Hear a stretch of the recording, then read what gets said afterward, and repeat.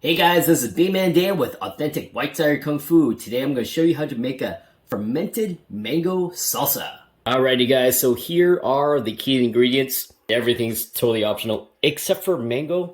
That's kind of the whole point of mango salsa. The ratios and whatever you prefer, what your preferences are A-okay.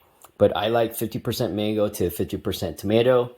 We've got quarter the amount of onions, cilantro, and garlic. Garlic doesn't really belong in here, but I put garlic in everything, and don't judge me.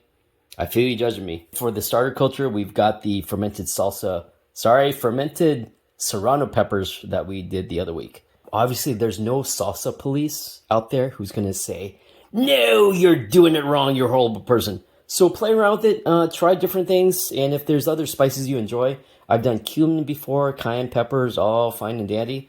And if there's something you really like, post it. Share with us. Don't hold out. We love to hear it. We love to try it. We made it. So all you have to do is mix all the ingredients together and then throw in your starter culture, and then into a jar it goes. Not my jar, your own jar. Whatever you do though, make sure you take out the air pockets.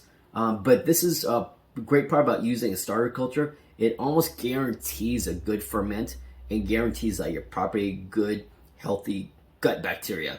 But in the off chance, it's still good practice to make sure you don't have any gaps or air bubbles, just in case you don't want to breed something on accident. Not like an alien or anything, but pathogens or some sort of bacteria that's going to spoil your food.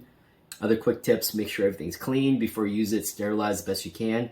And then if you need ideas on starter cultures, you have whey from making yogurt or cheese, kombucha or kefirs. All those are great options, good choices. So if you have any further questions, panic. I'm kidding, don't panic. Reach out to us, let us know. We'd love to help. And also like, comment, subscribe. You know the drill, but we'll see you on the next video.